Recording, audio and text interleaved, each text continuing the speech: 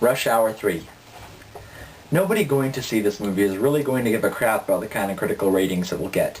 The only people that are going to see it are going to be the fans of the first two Rush Hours, which, though they did get progressively worse, were still enjoyable action comedy flicks with a healthy balance of Jackie Chan cracking ribs and Chris Tucker wisecracking. It's now been 6 years since we've seen these two in action, and for the most part they do not disappoint. However, this time around there was far too little Jackie Chan and far too much Chris Tucker. Tucker whined and whined and whined to be paid increasingly more and more, and the result is evident. The script revolves almost entirely around Chris Tucker's ego, which is not to say that he's not funny, but Chan fans will be disappointed in this outing. The paper-thin plot revolves around Tucker and Chan trying to discover the secrets of the most powerful mafia in the world, the Chinese mafia. After a brief stint in the States, they follow a lead to Paris, presumably a decision made by the filmmakers to plaster on some kind of difference between this movie and the previous two. The change of scenery doesn't really do anything for the plot, however, as, of course, mayhem ensues with the hapless Chris Tucker causing chaos and the sensible Chan actually doing the detective work required to get to the bottom of the case. Rush Hour 3's biggest and almost unforgivable problem is Chris Tucker. He thinks he's the greatest thing in the world. He thinks he's God's gift to the franchise, and you can tell that's what's going through his head with every second he's on screen. He's completely forgotten that what made the original Rush Hour so enjoyable was not his constant banter, but the sheer affableness and true character that Chan brought to the movie. Jackie Chan has always had an easygoing and effortless relationship with his fans through the camera. This guy is easygoing, fun, he's not bound or constantly conscious of all the rules that go along with being a Hollywood celebrity. The guy just simply has fun and loves doing what he's doing. He's not doing it for the money, not in the least. And you can always tell that in every second that Chan is on screen, but Tucker is the exact opposite. He really needs to shut up and give some space to Jackie Chan. This outing is also far more sexual than the previous two. The first featured one or two sexual innuendos, while the second had them more liberally sprinkled. But in this outing, it seems hardly 5 minutes go by without Tucker making some kind of sex joke, or some provocative shot of a woman, or said woman undressing. Why the change? Who knows? Maybe Ratner thought some skin would sell more. Maybe it's just the next natural step upward? In any case, it doesn't really do anything for the movie, as almost all the sexual jokes are pathetically predictable. It also significantly lowers the potential fan base. Parents could, for the most part, let their kids watch Rush Hours 1 and 2 without a guilty conscience. But it's hard not to wonder whether or not it's okay for an 8-year-old to consistently watch the filth that comes off the screen of Rush Hour 3.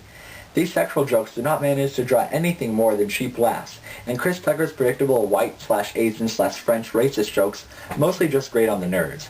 The only good thing comedically about this movie is a French cab driver who, in a rather clever bit of satirical script writing, decides he wants to be like an American and kill people for no reason. A supposedly mature commentary on our own society, but whose potential is, unfortunately, never fully explored. And besides, all this stuff centered around Chris Tucker takes away from the usual reliable Chan action scenes, which are barely featured at all in the movie, and when they are, none of Chan's potential is ever fully unleashed. The first Rush Hour's action scenes were kinetic, choppy, and very difficult to really understand. Once Chan's punches started flying, the camera seemed to cut randomly from shot to shot without paying much attention to what Chan was actually doing. Whereas his moves flowed like a graceful ballet of action, the camera was an uncoordinated klutz. The second Rush Hour was a clear improvement in this department, as Ratner learned how to better film action scenes. In this one, he takes another step up, and the way the action is filmed is the best part about the movie. Not the action itself, mind you. Normally when you watch a Jackie Chan film, he uses every single object around him creatively and bounces around the room like a frog with barely a pause for breath. In Rush Hour 3, most of the action is straight, to the point, and lacking. Ratner never approaches the scenes with a sense of reverence for the material. You can tell he's just thinking, okay, we gotta squeeze in this fight scene here, but let's move on as quickly as possible. For the first half hour of the movie, I was consistently waiting for the great fight scene to come along, but it never did.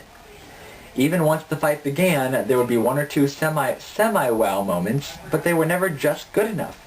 That, and they were few and far between, nowhere near enough action for a Chan flick, and that is the most unforgivable part about the movie. On the posters, Jackie Chan gets first billing, but from watching the movie, you wonder why Chris Tucker didn't. Tucker simply sucks all the Chan fun out of the movie, whereas this third outing could have been a great collaboration of their comedy style, and mostly feels like trying to fit Chan into more of an American box.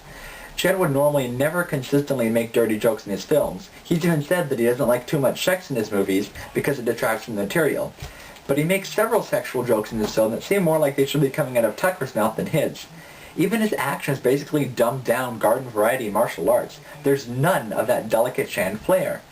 Nevertheless, the mere presence of Jackie Chan saves this movie from total disaster.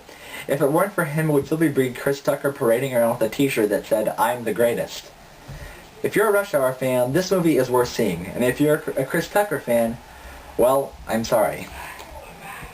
I give Rush Hour 3 a 6 out of 10.